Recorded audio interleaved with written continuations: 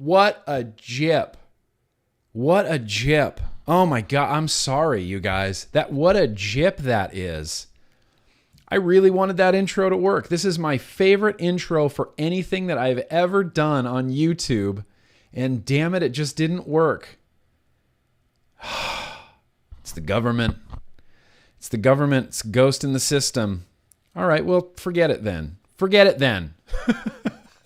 Forget it then. We don't get an intro. We don't get an intro today, but that's fine. Welcome back to Tuesday Bro Tuesday. You know, Tuesday Bro Tuesday was once a live call-in show where everybody got to call in and speak up about the topic of the day. It seems like we've, I know, conspiracy, Laura, conspiracy. Seems like we've abandoned that for the time being, but I have a feeling that that format will definitely come back. But what I really wanted to do today was talk a little bit about this, mouse cancer headlines you see going around all over the place.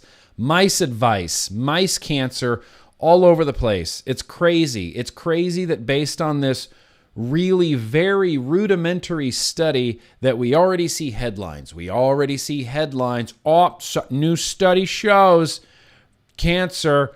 Vaping causes cancer in mice. That's the headline we've all seen, right? That's all the headline we've all seen, right? Well, we're going to dig into this a little bit. We're going to read a little bit of this study. We're going to hear from an expert opinion. We're going to hear Scot Gottlieb's opinion on this subject as well. We're also going to, I don't know, we're going to mention a little bit of Reddit. In fact, that's the first thing I'm going to start off with. And I can't pass up a chance to throw a little bit of shade at the U.S. Surgeon General. Like, I feel like that is a must do. I first threw shade. Is that what the kids say? Is that what they are? Is that what they're all saying right now? Throwing shade? I don't really even know what that means. If I'm being honest, I don't know what throwing shade means, but I'm assuming it means to, like, I don't know. I can't even think of a definition. Threw some shade, I guess, in an old 510 report when we first got our new Surgeon General, Dr. Jerome Adams. I threw some shade his way because I pointed out that he owned a lot of stocks in a lot of big tobacco, big pharmaceutical companies, as well as McDonald's. Doctor of America owns stock in McDonald's. All right.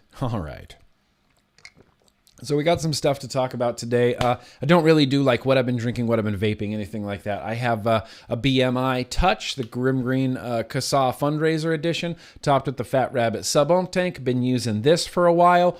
Really enjoying it. I believe tomorrow I'm actually going to have a video for the Fat Rabbit. This is the first product video I've done since September 11th, 2018. They're banning flavors in Washington. What can I do to stop it? You have to make your voice heard, Caleb. And this goes for anybody that is in a state right now where, there's a lot of states right now passing flavor bans. So if you're, sitting comfortably in, let's say, Nevada, right? Nothing's really going on in Nevada. There's no flavor bans passing in Nevada. There's nothing happening kind of in Nevada, at least at this moment. And there's people and vapors and stuff that are sitting in Nevada that go, wow, I feel really sorry for all those other states. New York State, wow. That's a real bummer. God, that's terrible. That's terrible what's happening in New York State. And then when it comes to your state, now it's suddenly a panic. Like now you're suddenly like, oh shit. Well, what do I do? I'm gonna email GrimmGreen. I'm gonna get on Twitter. What do I do? How do I do? What do I do? The only thing you can do is make your voice heard. Here's what you do. You figure out every representative in your state, you figure out every senator in your state, and the governor of your state, which should be all very easily. It's all very easily accessible online. You send them emails, you send them phone calls, you request in-person meetings. You can do this with senators. You can request in-person meetings with governors. You can request in-person meetings and just make sure that they're... thank you, Addie, for that link in the chat. Easily find the president, your specific federal and local representatives. Please tell your representatives, your doctors, smokers, family, and friends what vaping has done for you. Let them know. Let every representative, senator, and governor know that you are a citizen. You are their constituent. You are a very, very concerned vapor. This is what vaping has done for me. This is the shop I go to get my vape stuff. Let them know. Elected officials, I mean, it's increasingly more and more obvious that a lot of these elected officials, that the overwhelming majority of these elected officials don't honestly know what they're talking about. And that is kind of, I feel like, maybe not their fault. See, they get fed information from people. So maybe they don't know the difference between a Juul and a BMI Touch with a Fat Rabbit sub-ohm tank on top of it. Is that their fault? Well, yeah, kind of, but it's a little bit of ignorance, and you just have to educate people. You just have to educate them. People need to know that, I mean, and that's why I did that video, and I can't take full responsibility for that video that was put up yesterday about Juul versus e-cig versus vaping, like what the crap is all this stuff. That was really the brainchild of Homeboy OC, and him and I and Kent. As much fun as we had this last weekend, the majority of what we did was spend time crafting that video and creating that video and saying, we kind of came to the conclusion, like, what's one thing that needs to be communicated out right now, right? And there's so many angles that people are taking with this, with flavors and the youth vaping, and it's a freedom issue, it's a liberty issue, which I very much believe is a liberty issue, but there's also just this gap of information. And when a politician doesn't know, it's like they're not even willing to learn. They're like, I don't know the difference and I'm not willing to learn. That's what a ban says. I don't know the difference and I'm not willing to learn the difference. We just are going to ban it. That no other industry product would never be acceptable. That would never be acceptable for something else. Never be acceptable for something else. It's like if Tesla came out with their electric car and the government said, we don't know what that is and we're not willing to learn, they're just banned. Just keep using gasoline. Everybody keep using gasoline. They're just going to be banned because we don't understand them. Would that have been an acceptable response on any part of it? And I absolutely agree with you, Mig Vapor. By the way, I saw you on Twitter. Shoot me an email. I haven't seen an email from you yet. Danking is not vaping. Danking is not vaping. I mean, here's the thing. Danking kind of is vaping. It's the act of vaporizing. That's the verb, right? That's the verb that everybody's freaked out about. That's the verb, vaping. Big, scary sounding verb. I'm gonna do a few super chats right here, right off the top, before we really get into this newsy stuff. Randy, very gracious of you. We stand with Grimm. I really appreciate that. Although it's not required, you don't have to stand with me. I just ask that you stand with vaping. I just ask you to defend what has got you off of traditional combustible tobacco cigarettes. And I realize that's a big ask, but this is where we're at. This is where we're at right now. So I appreciate that. Steve, very gracious of you. Adults like flavors too. Adults like flavors tall. T-O-L. I'm just kidding, Steve. I got the gist of that. Very much appreciated. Adam Hill, GrimmGreen for president. No, thank you. No, thank you. No, thank you. And we're going to talk about why in just a second, based on this one Reddit comment. You know, I got called a sellout on Reddit. I got called a sellout. This one guy, I can't find the comment now, but this one guy, he said, I would never, what did he say? Something along the lines of, I would never take advice from a YouTuber, especially one that's such a sellout. And it's whatever. I don't care. I mean, I know he's wrong, but he'll continue to think he's correct, and that's okay. No good. No worries at all, Steve. No worries at all. Joe Momba, very gracious of you. I love ripping my day rabbit. Mine doesn't leak at all. Blessed. Yeah, mine doesn't. My new and improved one doesn't leak at all. Fat Rabbit. Hell Vape sent me some updated like specs and things of what they've changed. They upgraded the O-rings on the bottom. They upgraded the gaskets on top. They created like a pressure relief sort of valve on top. And you'll see this all in the video. I don't know if those actually contribute to it not leaking anymore, but they must be because it's not leaking anymore. Vapetivist. Vapetivist, very gracious of you. Vape shop owners need to organize and focus better. I don't understand the apathy I witness. Yeah, look, all my job is, and I want to make this very, very clear. All my job is to get as much information out to as many people as I possibly can. That's my place on YouTube. That is my place. We're going to get to that in a second, Raging Vapor. It still includes a flavor ban, a nicotine cap and a flavor ban.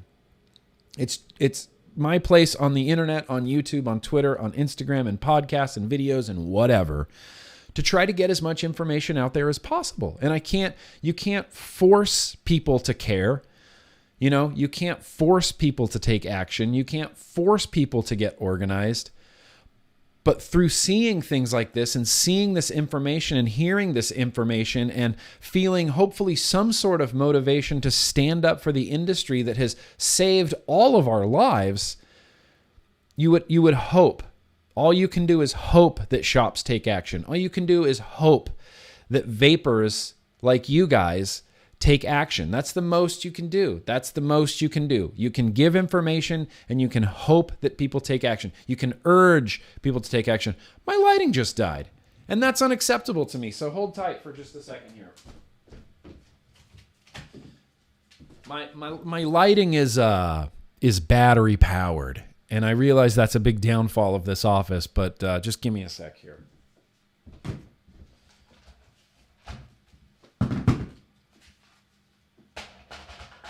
All right. Oh, hang on. There it is. There it is. Light is back. Yeah. If Dash Vapes is here, are you here, Dash Vapes? Appreciate you, Dash Vapes, like you can't even imagine. Your content lately has been my favorite on YouTube. Everybody should be watching Dash Vapes and the Dash Vapes videos. They are great. They are spectacular, Dash Vapes. Thank you. Thank you for those videos, Dash Vapes. So going back to Vapetivist, that's the most you can do. That's the most you can do is provide them with information, arm them with knowledge of the situation, of what's going on, of this THC issue, of the youth vaping epidemic issue, and hope that people take action, hope that people get on board. I feel like it's pretty cut and dry, I feel like it's pretty cut and dry. If you don't do something, you don't get to vape anymore. The government is going to see to that. But if we do something, which we are doing something, then we live to fight another day. This is a war, not a battle. And this is going to be going on for a while, for a long, long time. Robert, very gracious of you. You are not a sellout. You are a vaping legend. I am neither of those things. I'm not a sellout, and I've never considered myself a legend. I'm just one of those people that's been doing it a real long time. And at this point, I love the idea of just being part of something bigger than myself. Ever since September 11th, 2019, I've had this completely different mental outlook where I'm not competing with anybody. It's all of us. We're all together. And I am just part of something that is much bigger than myself, much bigger than myself. And I'm only trying to do everything I can so that I can, so I can carry my own weight, so I can be useful, so that I can be, a contributing member of this society, of this culture, of this vape revolution. I just like being part of it. And I just want to be part of it. Yeah. Us old heads have been fighting this battle for years. We've been fighting this for a decade. Yeah, very well said as well, Dash Vapes. As terrible as the situation is, I definitely feel united with the entire industry. We are one. And we're going to get into little squabbles or whatever, and vapors are going to argue like they do in this Reddit thread. So someone posted my video on Reddit, and I always like to read the comments whenever a video of mine gets posted on Reddit, and that's where someone called me a sellout. But we're going to squabble, whatever. We're going to disagree with things. But I've never felt so united together as an industry together. We are the revolution. And I know I keep saying that, but we are the revolution. We are the revolution. Creating with Ken, very gracious of you. Washington State flavor ban hearing tomorrow. Here we go. Here's some good information for everybody. Thank you, Creating with Ken. Didn't you used to be vaping with Ken? Am I wrong? Am I wrong on that, or were you always creating with Ken? Washington State flavor ban hearing tomorrow.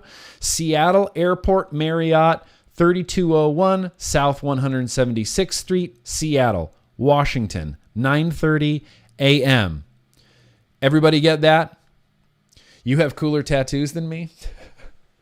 I mean, I have cooler tattoos. I don't have cooler tattoos than you. I definitely don't have cooler tattoos with anybody. And that's the thing we're going to talk about in just a second is this comment. One more time from Creating with Ken. Washington State flavor ban hearing tomorrow. Seattle Airport Marriott, 3201 South 176th Street, Seattle, Washington, 9:30 a.m. If you're in the state of Washington, you should really very much go attend this. You should really very, very much go attend this. And it's going to be frustrating for you, but you have to maintain your composure and you have to be the voice of reason.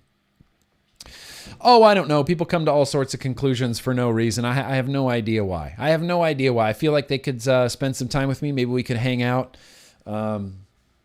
shoot the shit. I don't know, vape some stuff. Maybe if I gave them some liquid, then they wouldn't be, okay, well, he's not that much of a sellout, right? It's not that much of a sellout.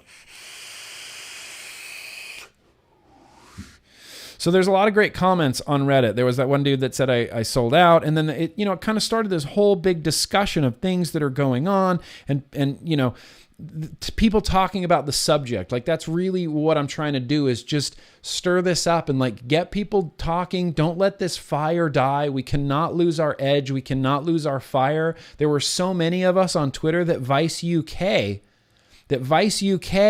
even did a whole article about how they thought that this was bots, because there were so many of us on Twitter and so many people on Twitter tweeting at elected officials using the hashtag We Vape, We Vote, and we do. And that's what we should be pushing. And then there's only one comment.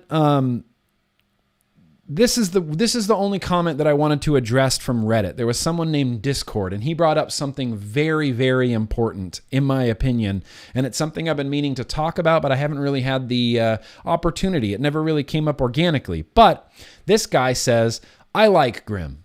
Thank you, Discord. He says, I like Grim, but I'm not sure the guy with the questionable throat tattoo is our best spokesperson for pushing in front of non-vapers. And here's the thing, Discord. I 100% agree with you. I 8,000% agree with you. And this is one of the reasons why I personally don't speak at public hearings. This is why I didn't get up in front of the LA County Board of Supervisors. And the reason is because I'm very well aware of my appearance. I've had a throat tattoo for a really, really long time now. Really, really long time now. I've got full sleeve tattoos. I'm just a tattooed trash guy. And no matter how you can change people's perceptions, and we live in this age of 2019 and everybody's so tolerant of everything. Yeah, there's not a lot of baby boomers that are tolerant of throat tattoos, regardless of if it's just a stormtrooper. It's a stormtrooper from a Disney movie that I got tattooed on my throat. It's not offensive, It's not an orgy on my throat, right? It's not a priest urinating. Okay, I was gonna go real weird with that, but it's not offensive, right? But it is still a throat tattoo, and you don't know what it's. And this is gonna sound so social justice-y, and I don't mean it to sound like that. But unless you have a throat tattoo, you don't know the social stigmas of having a throat tattoo. Every single day of my life, and I'm not even joking here, every single day of my life where I go out in public, people will just look and stare at your throat constantly. Sometimes people will talk to you about it, but most of the time what you get from the boomers, from like the over 60 crowd, is just looks. Just sort of those out of the corner of your eye, sort of disgusted looks. Like, I can tell that Karen over here is just disgusted with my choice to get a throat tattoo. So no matter how well I speak or how knowledgeable I am, if I get up there in front of the LA County Board of Supervisors, all they are going to see is someone with tattoos. all they are going to see is a throat tattoo. It'd be different, I guess, just some sleeve stuff. Maybe if I just had a tattoo right here on my arm, that would be less objectionable than having my throat fully blasted. And I understand that. And I'm very aware of my appearance, which is why I don't get up and speak. Because, like I said, Throat Orgy and The Urinating Priest, those are pretty good band names. I'll claim Throat Orgy, but if anybody wants the Urinating Priest, feel free to take that as a band name. Wear a turtleneck? Yeah. Karen would be wondering why I'm wearing a turtleneck at a county hearing meeting. Anyway, aren't you worried when you get old? No, not at all. This throat tattoo is still the best decision I have ever made in my life, but I am also very well aware of it. And so no matter what I do, if I get up there in front of the Public Health Committee or in front of the LA County Board of Supervisors, and no matter how educated I am, no matter how well-spoken I am, no matter how much good information I bring up, they are not going to be able to look past a tattoo, and that's just the way it is. That's just the way it is. I know my neck tattoo is child appealing. I know they do make foundation makeup specifically designed to cover tattoos. I've considered it. I've considered covering my hand, wearing a long sleeve shirt, covering up my throat, not wearing a hat. I'm not going to take my hat off now. It looks like hell. Not wearing a hat, showing off my bald head. I've considered it. I know. How am I ever going to get a real job now? It's unbelievable. I never planned to have wear a turtleneck shirt and be fake. People in their 50s don't feel that way. Well, I'm not pigeonholing everybody. I'm not saying everybody over their 50s or everybody in their 60s feel that way, but the majority of people that I run into do. I'm sure if politicians want to ban flavored nicotine, chances are I feel like they're not going to be real open to the idea of throat tattoos. Just guessing. Just guessing. I have got up. I have spoken in the past, but I've never felt good about it. And I can see people just staring at me.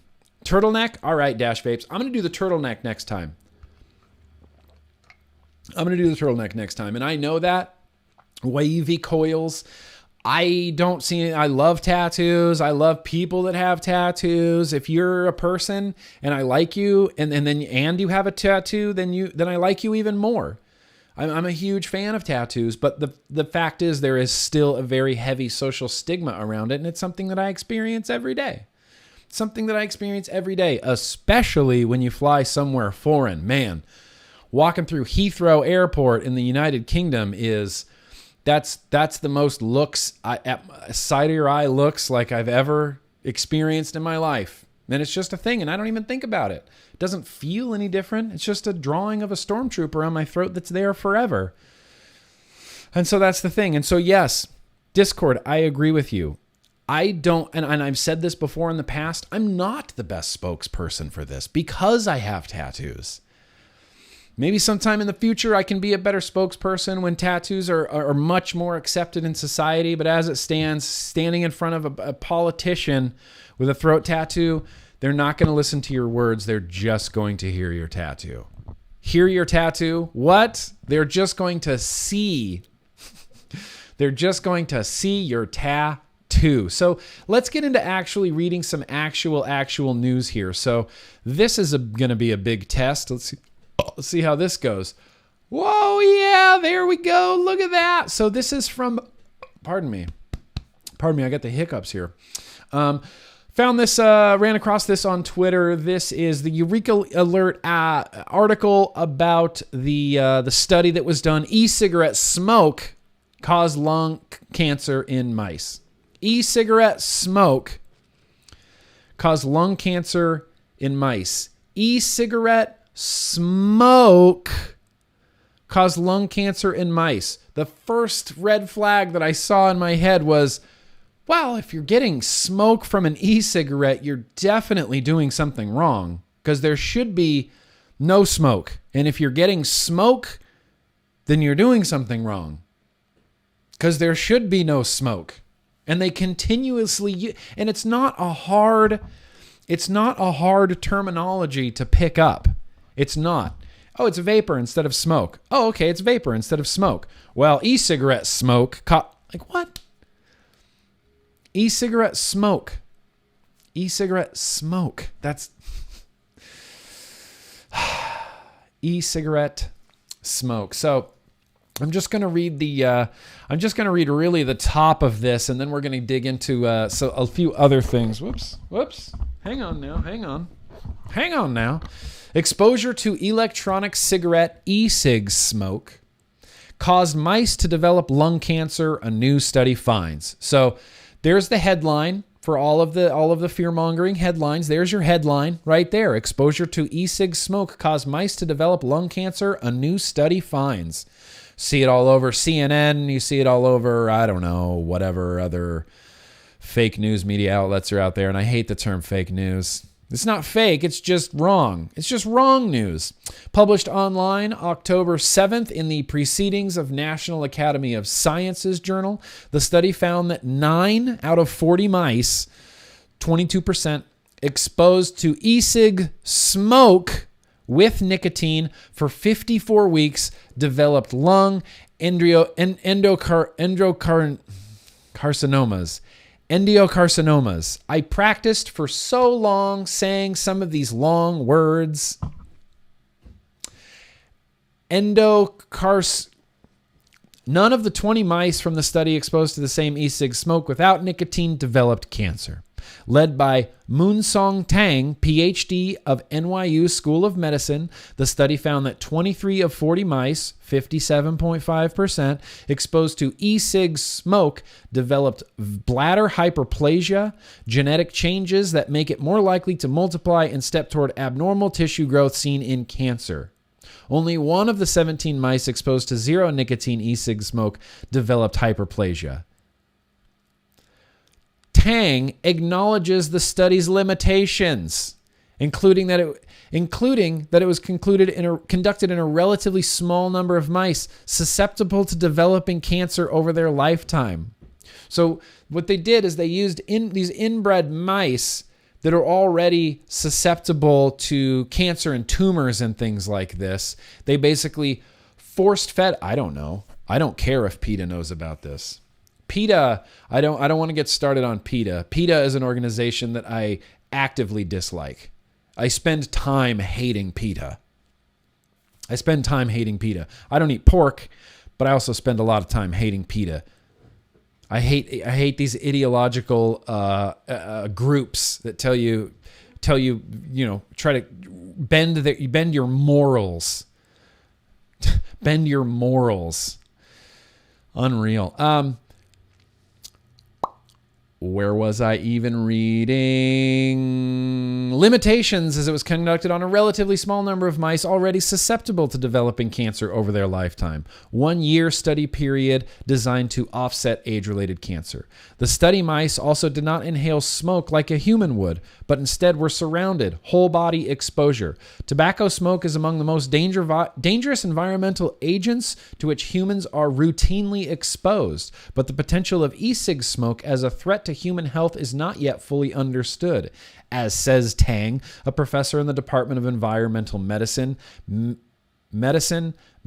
Pathology, our study results in mice were not meant to be compared to human disease, but instead argue that e-cigarette smoke must be more thoroughly studied before it is deemed safe or marketed that way. I actually don't completely disagree with him. If vaping is going to be advertised as a smoking cessation product, then it does have to go through these very, very rigorous studies, right? It just has to. If the government, if the FDA, if pharmaceuticals are going to come out and say, look, this is a smoking cessation product, it has to be backed up by science. It just has to be backed up by science. The thing is, I've never called it a smoking cessation product. Vape shops, it's not a smoking cessation product. That's the point of this. It's not a smoking cessation product. And so even taking out the idea that they force-fed these mice vapor like in an obscene amount of vapor, or smoke as they call it, which again, So rigorous, they call it smoke. So rigorous, we're going to use the completely wrong terminology. Completely wrong terminology. We don't know what products they were using, what liquid they were using, what wattage they were using, what coils they were using, what anything they were using. We know nothing.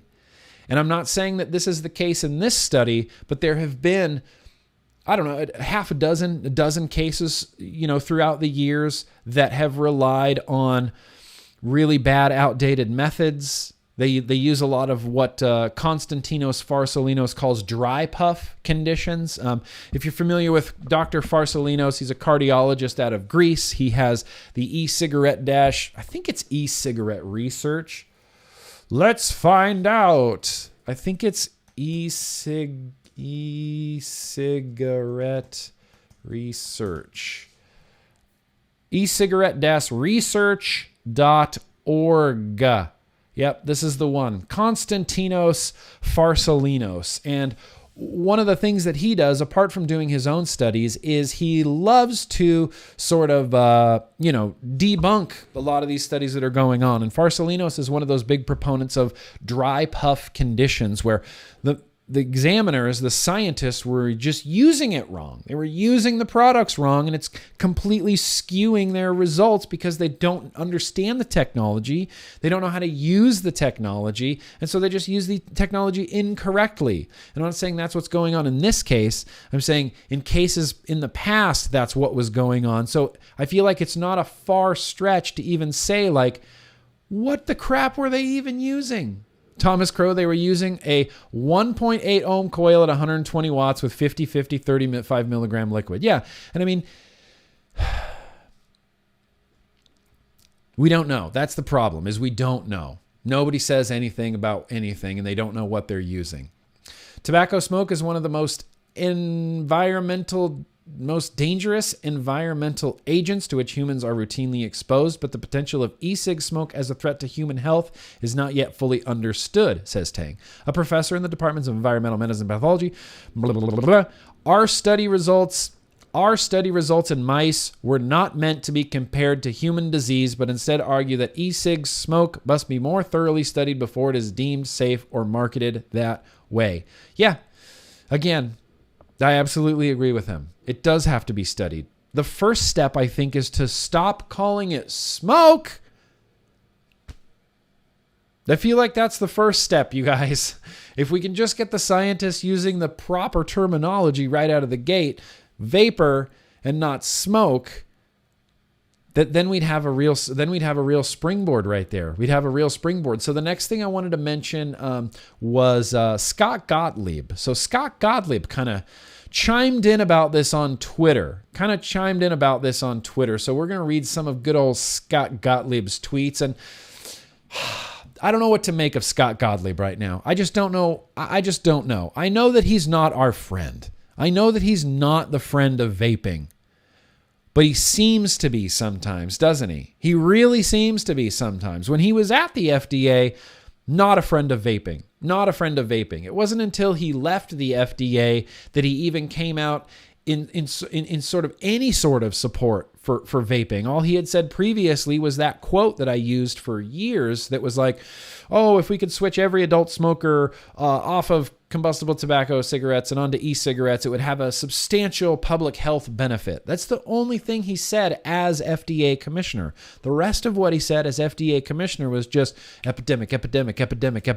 Scott started the epidemic terminology. And I said this when he first used that word epidemic. I said, they have to prove this epidemic. We can't just keep using the term epidemic, because the more that you just keep saying it and keep saying it and keep saying it, it just normalizes it and normalizes it and normalizes it to where you go, well, of course there's an epidemic.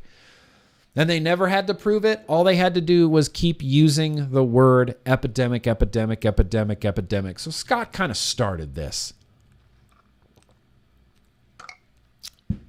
So we're going to read what Scot Gottlieb has to say about this cancer study in mice. Thread. That's when you know it's serious. I've done threads. Matt's done threads. Scott's done threads. Joe, you done threads. When you do a thread, that's when it's really serious. You're basically saying to the world on Twitter, Look, my thoughts are not going to possibly fit into one tweet, so welcome to the thread. This study actually attempts to isolate the effect of nicotine and concludes that nicotine caused cancer. I've long held that vapes aren't safe and cause lung injury. This study didn't demonstrate that. However, despite the way it was predictably yet inaccurately reported. Setting aside what one can conclude from this study on a small number of inbred mice, notwithstanding the strong signal in this study linking nicotine to the cancer, I stated in April FDA found evidence of dysplasic injury in animal studies in vaping. And then he left a little picture right here, FDA.gov. Concerns about the effects of e-cigarettes on the airways. This concludes the potential of use of such products to cause changes to airways that could be a precursor to cancer.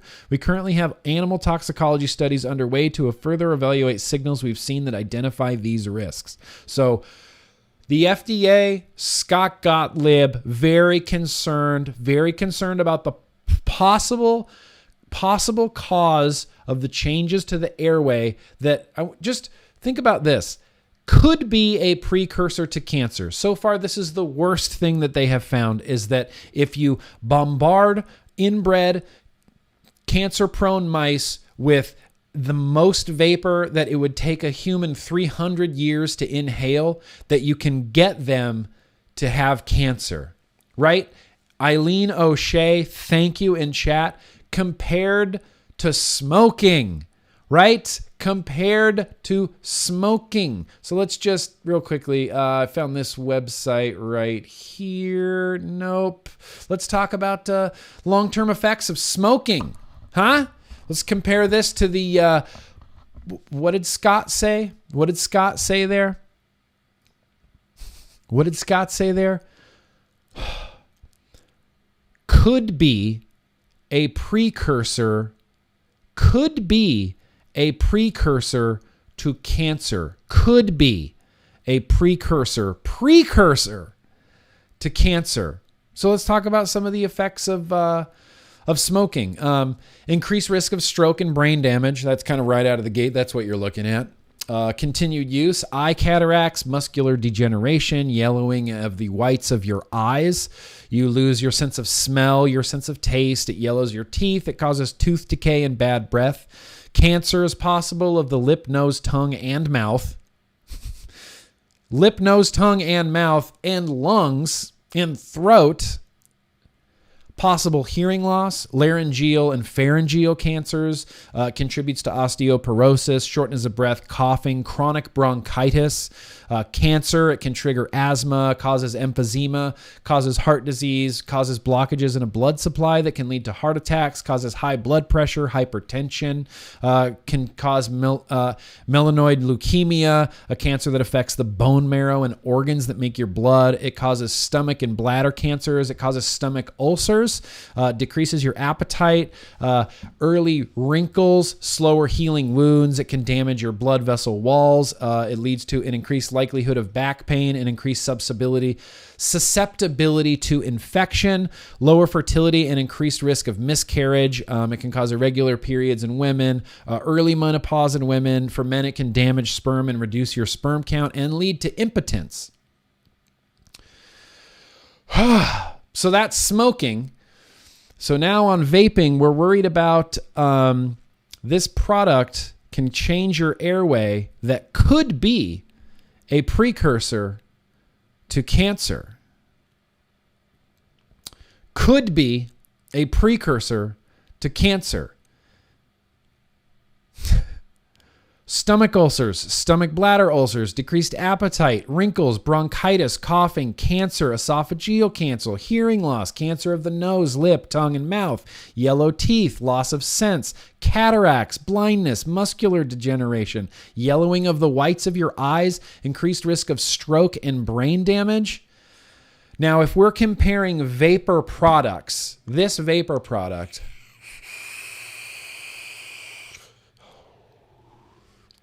to fresh, clean air, then yeah, there's going to be a little bit of risk involved in there, right?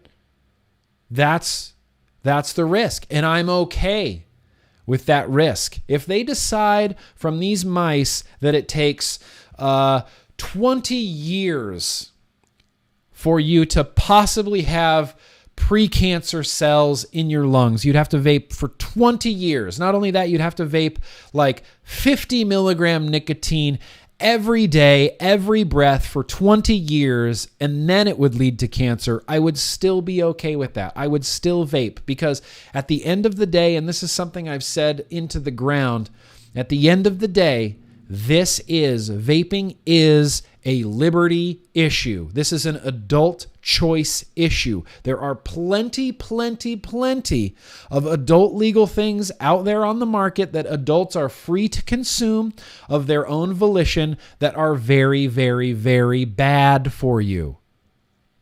That is adult choice. That is liberty. I'm going to get on this adult choice thing pretty hard. Still getting on this adult choice thing pretty hard. Now, let's get to, I'm going to get caught up here on some super chattins that are goings-ons.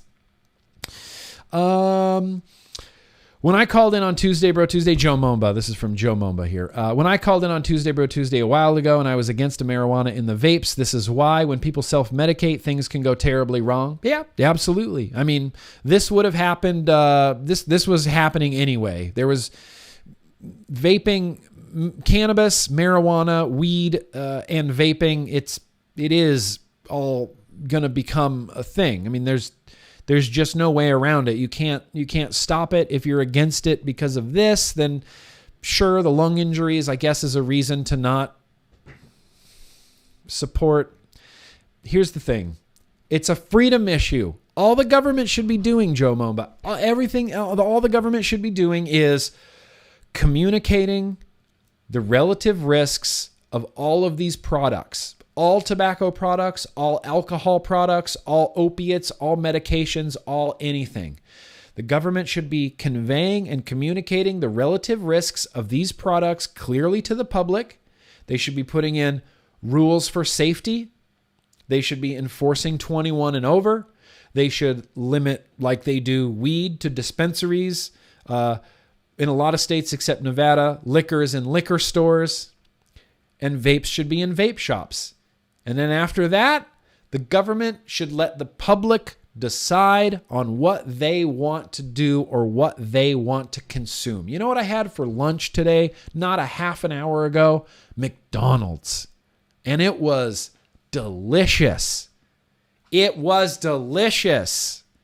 And you know why I can eat McDonald's is not good for me. If I ate McDonald's every day, all my meals, I would have some serious health issues. Serious health issues. But there's no anti-McDonald's campaign. Because we live in America and free choice, adult choice is a thing. The government can say, you shouldn't eat McDonald's because it's really bad for you. It's really fattening. It's fast food. It's processed. It's got all sorts of crazy additives in it. It's barely food.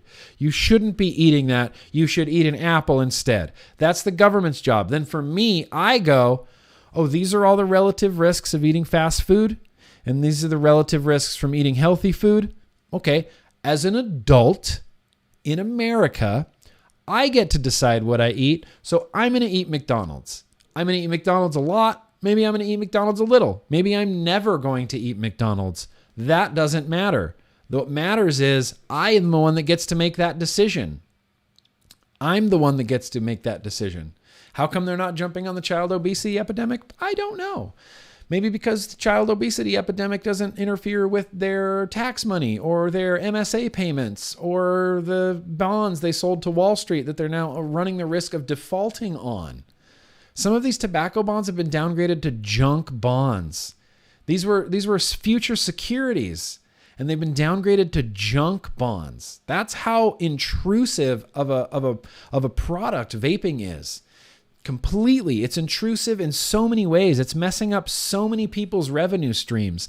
And all they're doing is trying to get those revenue streams back to how they used to be. States want MSA money. States don't want to default on their tobacco bonds. Unfortunately, all of this was set up before the days of vaping. So vaping came in and ruined this whole MSA plan that they had set out. And now they're just scrambling to try to recover things that vaping has took from them, mostly money. Mostly money and smokers. Mostly money and smokers and, people that would have had illnesses from vaping-related illnesses, from smoking-related illnesses. It's incredible. And if you're here right now and you enjoy what you're watching, just hit it. Just hit that like button. See that like button down there? It looks like a little thumb. Just hit it. Just hit it. Doom and gloom, very, very gracious of ya. Nick, take the night off. Go see Clutch tonight. You know what, Doom and gloom? I am definitely going to see Clutch tonight. Yep.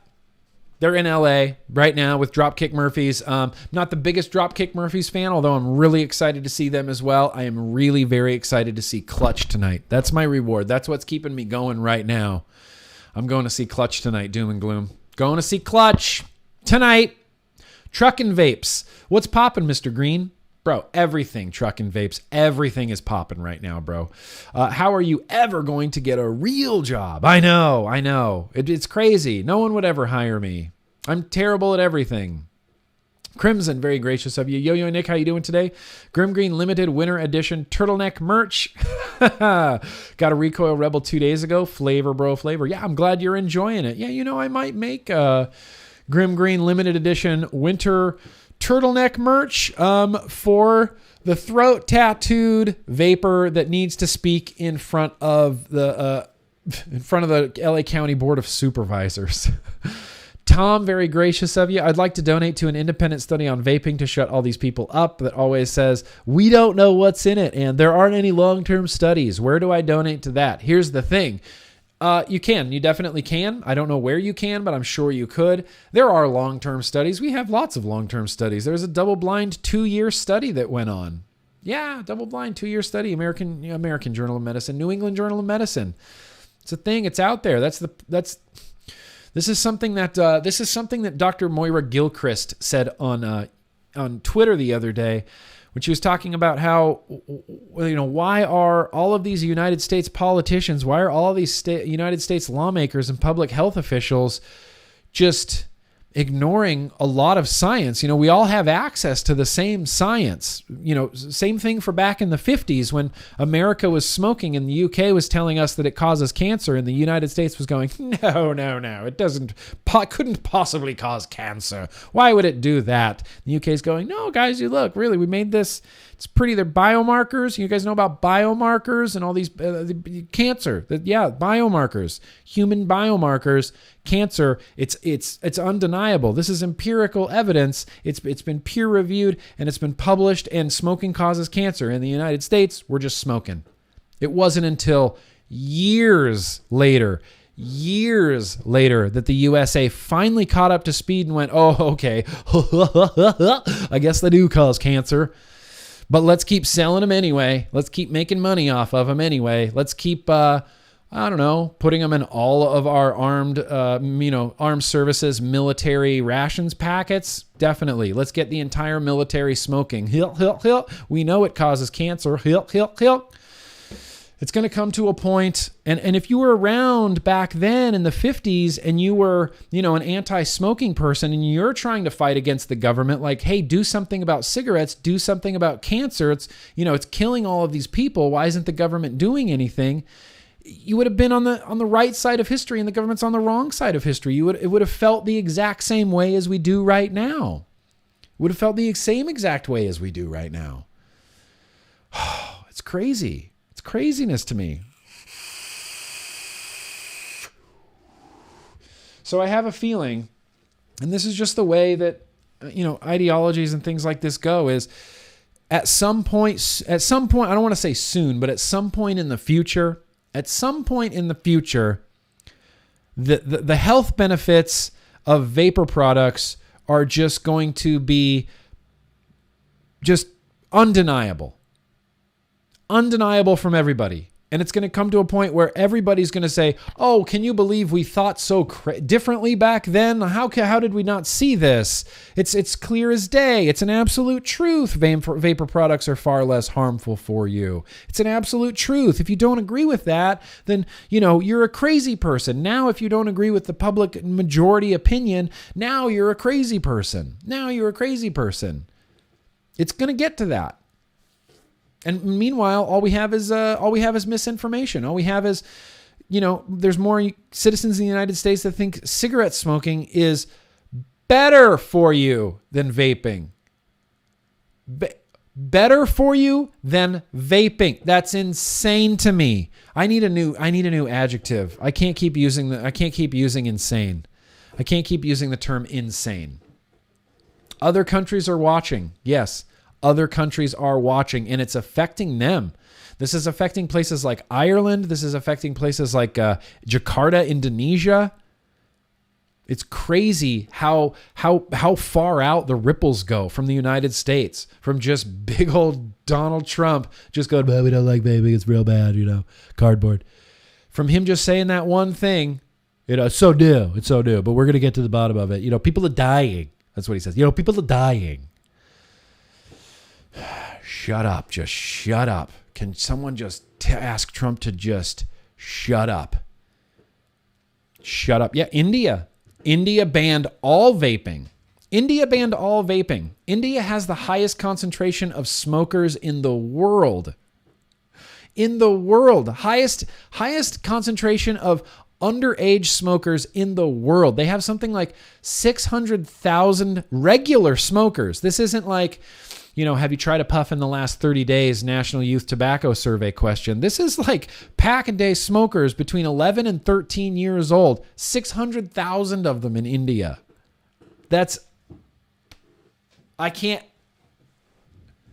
Wow.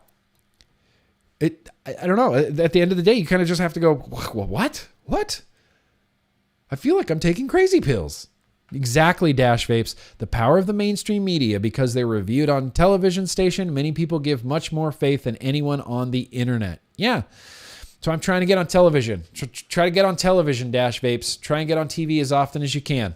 I'm going to be on, I don't want to spoil it. I don't want to jinx myself. Maybe something this weekend we'll see on TV. See, that's the thing, Jeremy. Jeremy Y. Oh, we have two Jeremys. This is gonna get confusing real quick. This is Jeremy Y.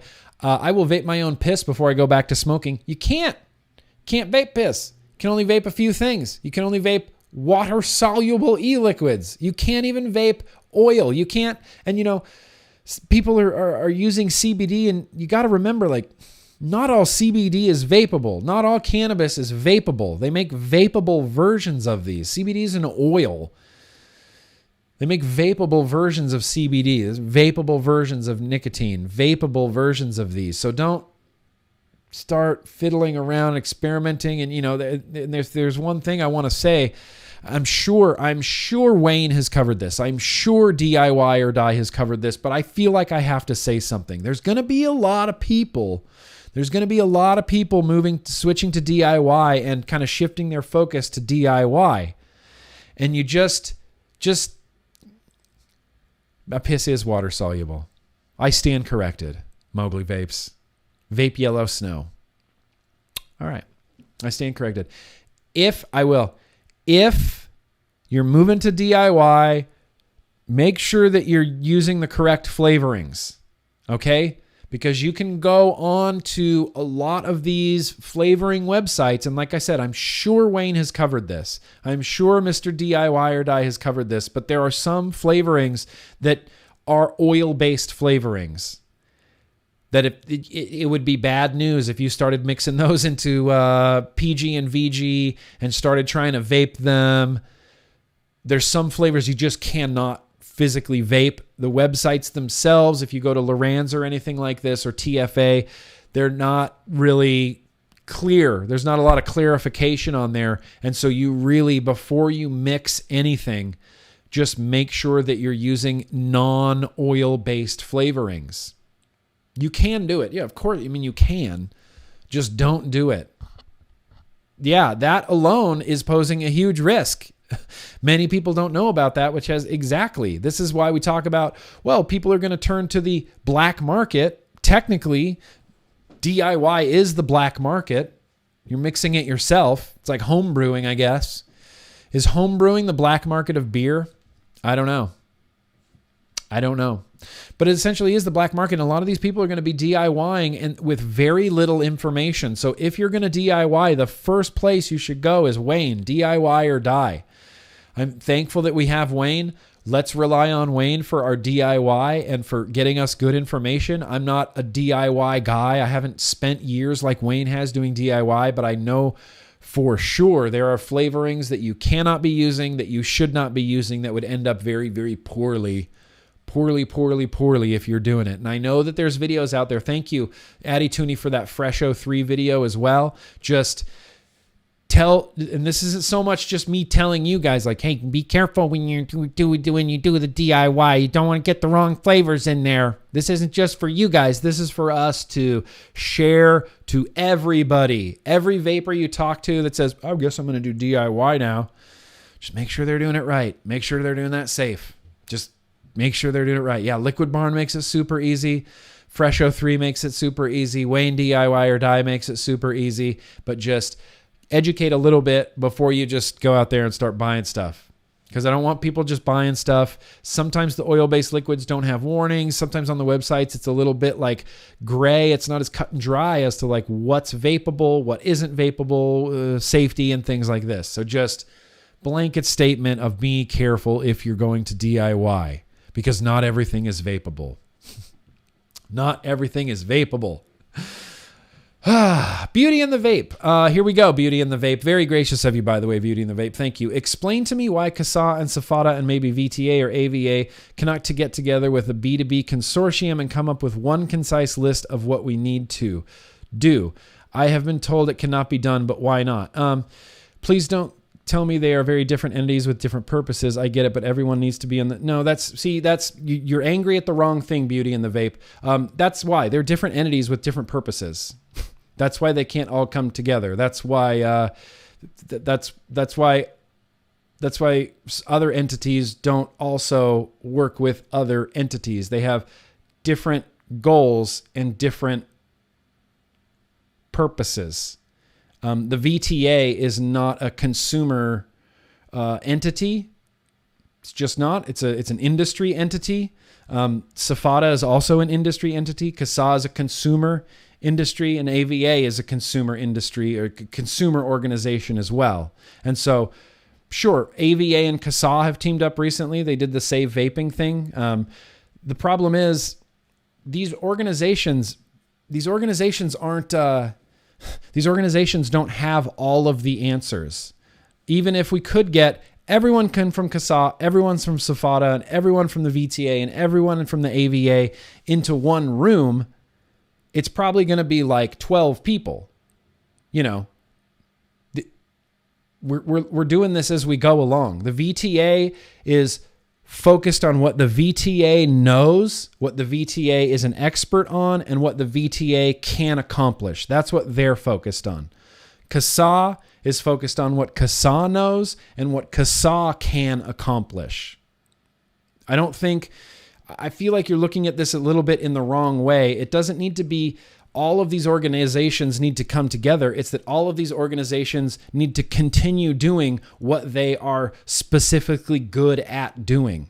The VTA, behind the scenes, industry, meeting on Capitol Hill. That's what VTA does. CASA is not industry. They do not go to Capitol Hill. They are a consumer organization. They educate consumers. You sign up for free. You get calls to actions. That's where they're effective, is in that. The VTA isn't going to be, subject matter experts on the consumer side of the industry, and CASA isn't going to be subject matter experts on the business side of the industry. Specialized people have specialized jobs, and I don't even know, like I said, if all coming together would even be a benefit. I think it would be more of a benefit, at running the risk of repeating myself, if the VTA focused on what the VTA was good at, if SFATA, concentrated on what Safada is good at, if the AVA and Greg Connolly focus on what they're good at, and Kassav focuses on what they're good at, and we focus on what we're good at, I think that is a much better way to go, personally, than trying to get the AVA to do the VTA's job, or Kassav to do the AVA's job, or the VTA to suddenly be a consumer organization. They would be completely out of their element, completely out of their wheelhouse, because that's not their purpose. That's not what they do. I hope that answers your question, Beauty and the Vape. And it's a legitimate question, and I completely understand it. But yeah, just stop listening to Vic. No way. Who's taking advice from Vic? With all due respect, Vic, you don't even live in the United States. With all due respect. But they're different entities. We are all on the same page. The VTA is on the same page that the VTA needs to be on for what the VTA is doing right now. The AVA is on the correct page for what the AVA needs to be doing right now. It would make no sense to have Greg Connolly with the VTA working on the technology on the industry side of it. It's an industry organization. Subject matter experts are important, and they're all different. Sorry, I'm not trying to keep ramming this into the ground. I'm just trying to come up with a way to explain it. I don't think we would benefit from that.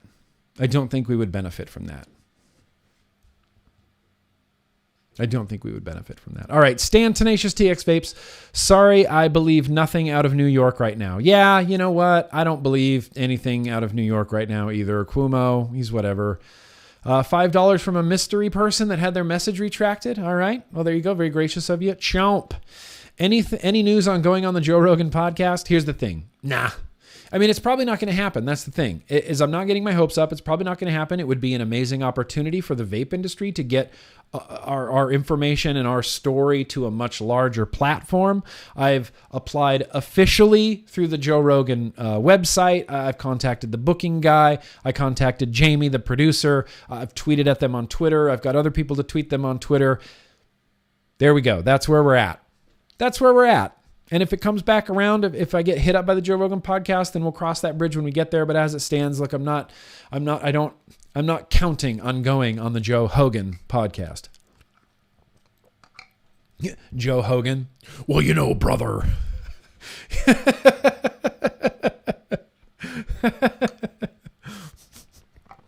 Brother. All right. Nick, I sent you a message on Patreon. Important. All right, the Milo box. I'll check it out. In fact, we're probably going to be streaming over there with the patrons in about a half hour. So I'll see you over there. One more from Joe. Unrelated, Blizzard has pulled prize money from a Chinese gamer after winning a tournament because he wanted to use the money to support Hong Kong freedom. Ha! How about a vape for everyone fighting for freedom across the world? Good Lord. And Hong Kong, what's happening in Hong Kong right now is just one of those things that every time I see it, every time I see the protests going on, I just keep thinking, why aren't we doing that? Why isn't everybody in the United States just rioting in the streets right now? And this isn't a call to action. This is not a call to violence or anything like that. Have we ever really protested on that type of scale, like what's going on in Hong Kong right now? The citizens in Hong Kong that are fighting for their freedom, that are fighting for their liberty, are brandishing American flags. I see them holding up American flags in big groups, American flags and freedom and liberty, and it's just, I want to be the American that they think I am. I want to live in the country that is as free as Hong Kong thinks it is. Free Hong Kong. Free Hong Kong. Free America. Free America. I don't know why I said it like that. Free America. Okay.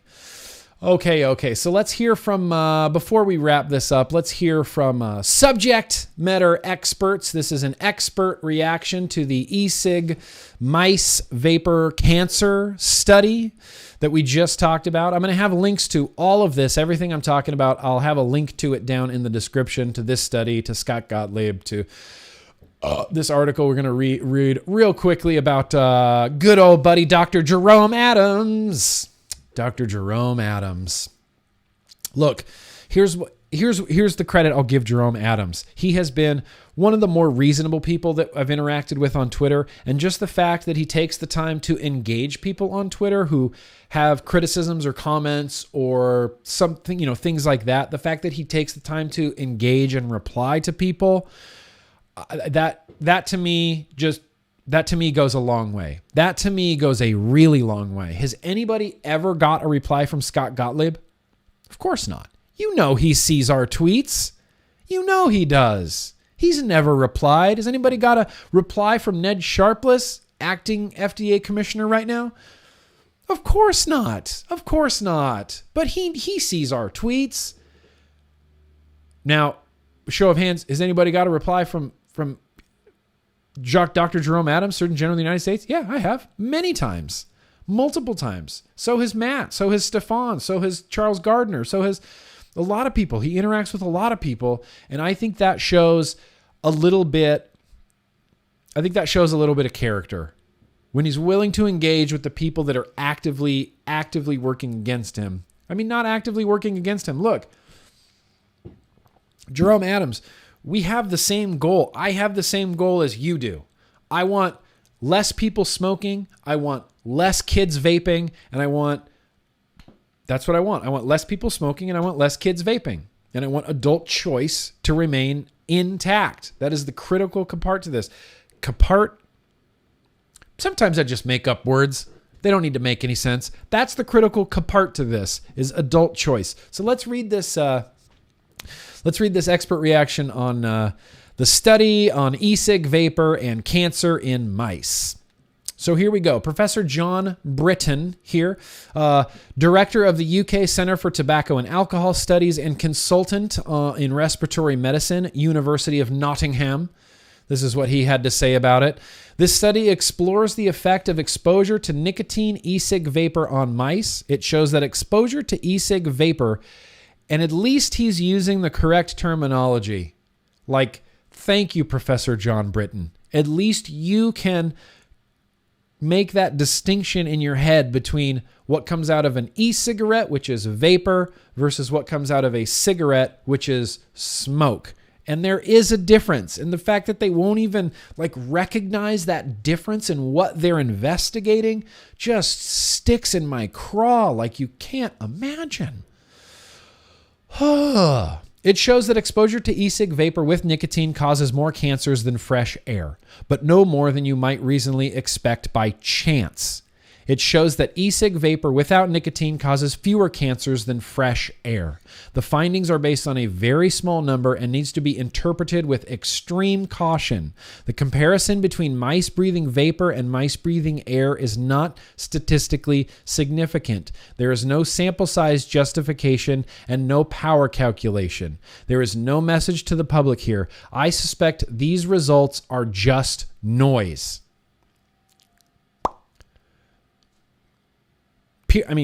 Mic drop. Mic drop in Nottingham.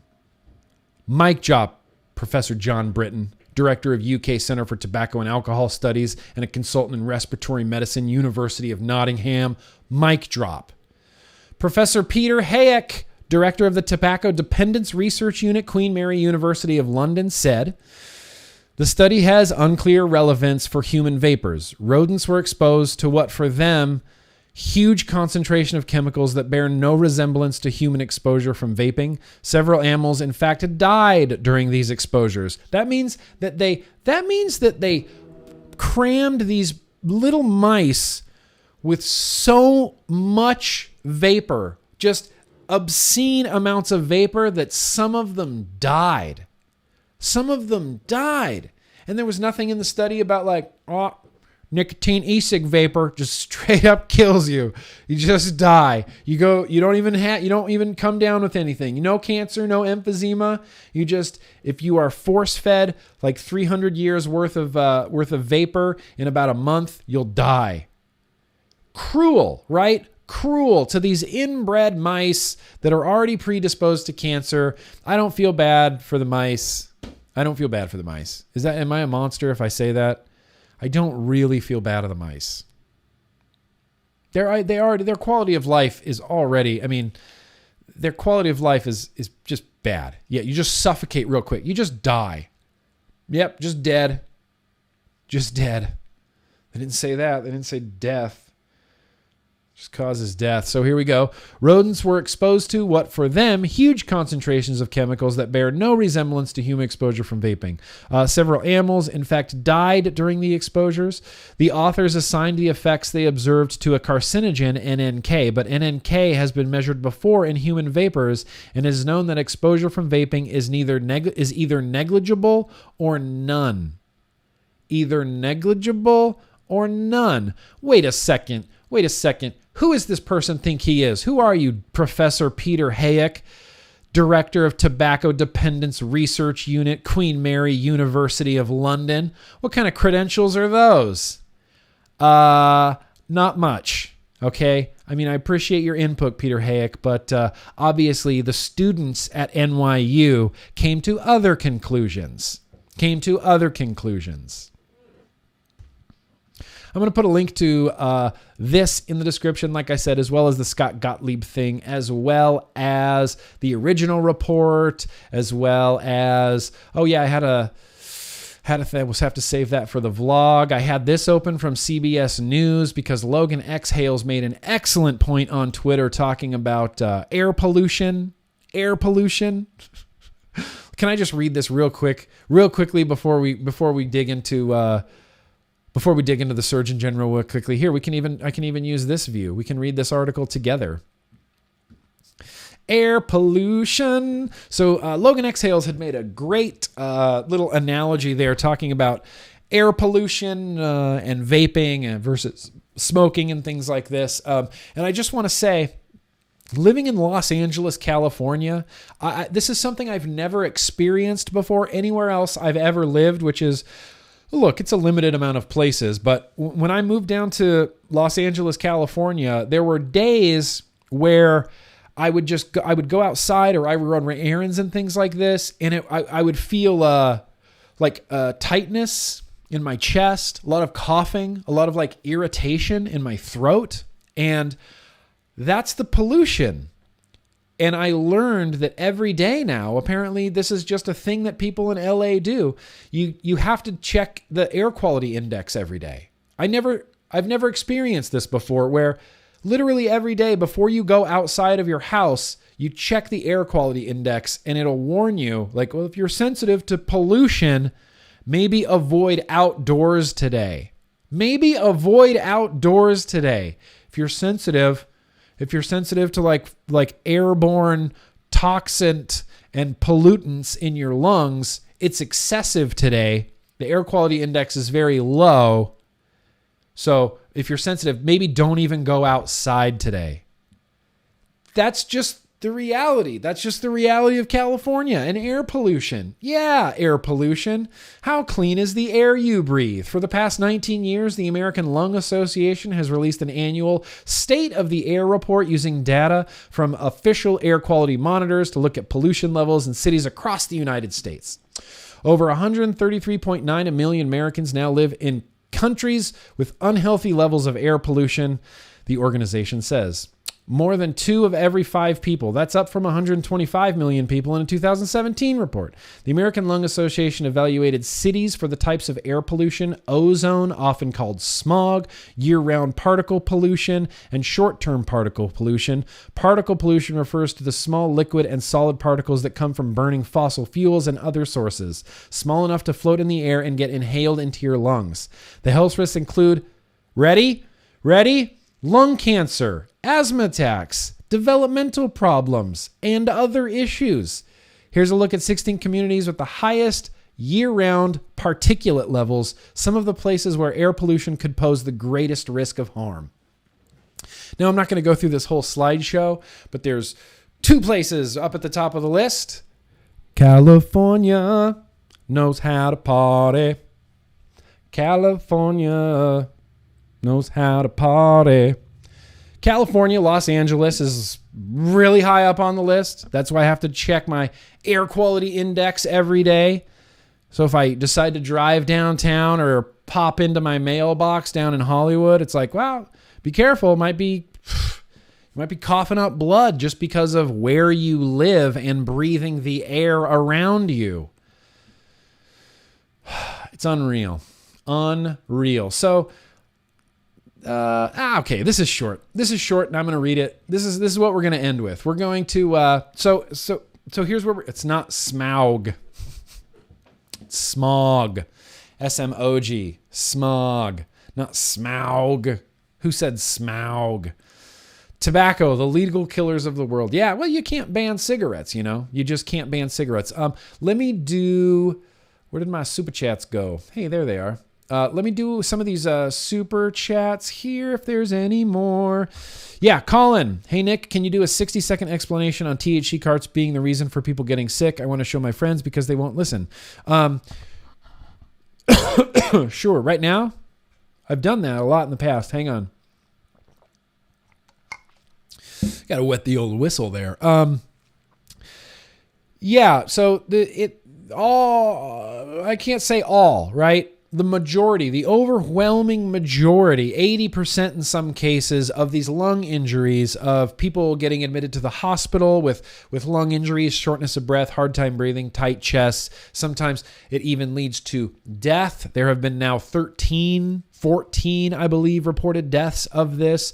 It's from black market, so illegal THC cartridges. I wish I had one on my desk. I do not as a visual aid, but they are little cartridges. They are designed specifically to use very, very, very, very thick liquid on the inside because THC isolate and THC distillate are very, very, very thick. The problem is it's also very expensive. So if you're a drug dealer and you want to sell, 100 dank vapes carts, but you only got enough distillate to fill like 5 dank vapes carts, what you can do is put a little bit of THC in all of them and then use a thickening agent. And the thickening agent that the drug dealers are using is vitamin E acetate. They found this in the overwhelming majority of people in the hospital, found lipoid pneumonia, which is caused from an oil, vitamin E acetate. It's not a vapable thing, and it's causing people to get sick. That's where this is coming from. Lipoid pneumonia is from an oil in your lungs. What they're finding is it's from this vitamin E acetate thickening agent that drug dealers are putting into their illicit black market THC cartridges that they sell on the street for really, really cheap. None of these lung injuries, in fact, the actual number, I believe, is 0 of these lung injuries have come from water-soluble, legal, regulated nicotine products. 0. 0 lung injuries from that. 0. I hope that was less than 60 seconds. Joseph, very gracious of you. It's the same in the Valley. We have check air days. Yeah, 100%.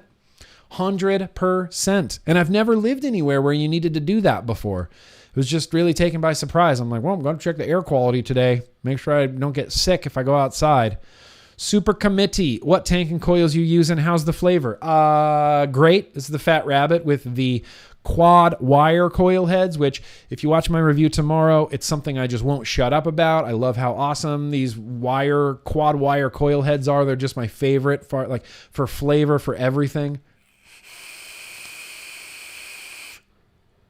Wonderful. Just a really spectacular vape super committee. So let's read this quickly. Let's spend the last 10 minutes here of Tuesday Bro Tuesday reading an article about the Surgeon General. Yeah, here we go. Let's see. Let's adjust this up a little bit. Just kind of want to, I want it to look good. I want Reason Magazine to be at the top there. Surgeon General undermines harm reduction by pushing anti-vaping policies and propaganda. Tuck in, Jerome Adams. This is not going to be kind for you. In the name of fighting the epidemic of youth e-cigarette use, Jerome Adams want to raise prices and ban indoor vaping. Today, Surgeon General Jerome Adams issued an advisory. What? BuzzFeed notifications? Why do I get BuzzFeed notifications on my phone? I gotta figure out how to change that. They just keep happening and I just swipe them away. I'm like, I don't have time for that. Now it's annoying. Anyway, today, Surgeon General Jerome Adams issued an advisory that urges states and local governments to fight the epidemic of youth e-cigarette use by implementing price policies and banning indoor vaping. What does banning indoor vaping have to do with youth using e-cigarettes? What does banning indoor vaping have to do with youth using e-cigarettes? I don't know. That's the question I'm asking. I have no idea. You can't vape inside a bar. Why not? Because youths are using e-cigarettes. What the fuck? Does that even make any sense? Those measures directly attack products that even Adam conceives have a potential to reduce risk for current smokers. Wait, what? Jerome Adams said something positive about vaping. Hang on. Even Adams concedes have a potential to reduce risk for current smokers. All right, Jerome Adams, louder and more often for the smokers in the country. In the name of preventing underage vaping, which itself may be driving down tobacco-related morbidity and mortality. Yeah, it 100% is. We have the lowest youth smoking rates in the history of recorded time. While raising the price of e-cigarettes may deter teenagers from buying these, here's the thing. This is already expensive, dude. Jerome Adams, this mod is like $350 for this vape. 35-ish for the Fat Rabbit. That kind of puts us a little bit closer to 400, maybe a couple of bottles of juice and some batteries, $400. You want this to be more expensive? Seems weird, but I mean, all right. While raising the price of e-cigarettes may deter teenagers from buying these products, which they are not legally allowed to do in the first place, it will have a similar effect on adult smokers interested in making a switch that could save their lives. One major advantage of e-cigarettes, in addition to a dramatic reduction in risk, is the cost substantially less per dose than the combustible kind. A Juul pod, which sells for about $4, is roughly equivalent to a pack of cigarettes, which can cost as much as $10.45, depending on the state and price policies. The price policies Adam is advocating would undermine that advantage. Another selling point of e-cigarettes is that they can be used in many settings where smoking is prohibited. Adam wants to eliminate that advantage as well. Okay. Maybe that's a thing that happens. Maybe, I don't know. I don't see people vaping where they're not supposed to be, generally. And if they are, they're doing it so well, I can't tell. But I've not seen people vaping where they're not supposed to be. But sure, if he thinks that the youths are appeal to a Juul because they think, oh, I can smoke that in Target. That's a weird. Was that question on the National Youth Tobacco Survey? Yes, Crimson. I'm going to do an Instagram stream after this on the Grimm stream. Yeah, I've said that. Ban children. Another selling point is that e-cigarettes, they can be used in many settings where smoking is prohibited. Adam wants to eliminate that advantage as well, based on the dubious premise that e-cigarettes can potentially expose bystanders to harmful substances such as heavy metals and volatile organic compounds. Wrong, super wrong. These harmful substances, even when they can be detected in e-cigarette aerosol, are typically present at very, very low levels, which is one reason vaping is so much less hazardous than smoking. A recent analysis of the aerosol generated by 8 Juul pod flavors commissioned by Juul Labs looked for 22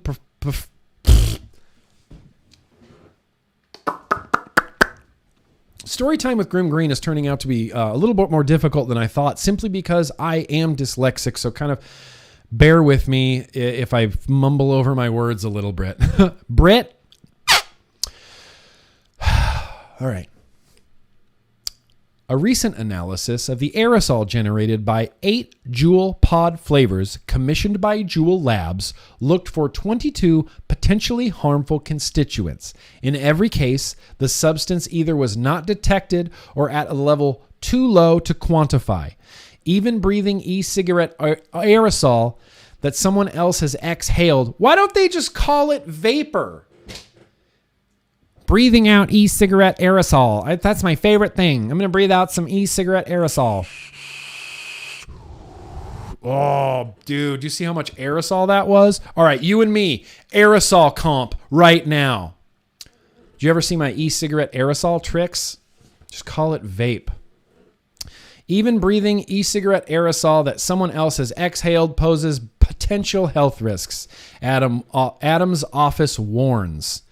The implication is that bystanders are endangered by minute quantities of chemicals that probably pose no measurable risk to the vapors themselves. Since Adams frames bans on indoor vaping as a way to discourage underage consumption, it is clear that his real goal is not to protect bystanders from imaginary risks, but to make e-cigarettes less convenient, which is bound to have an impact on adult vapers who would otherwise be smoking.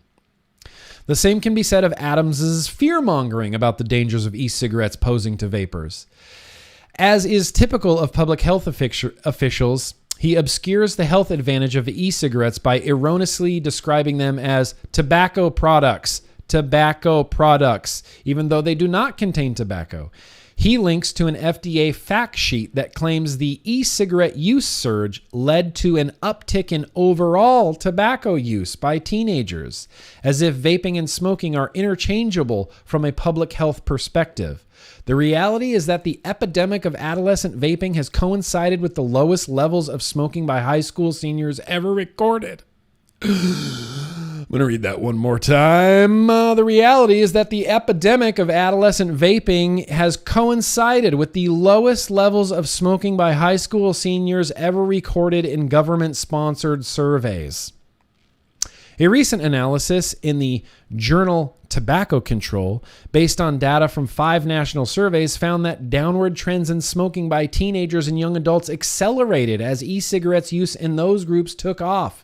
That correlation strongly suggests that young people who would have otherwise been smoking are vaping instead, which represents a huge improvement in terms of health risks.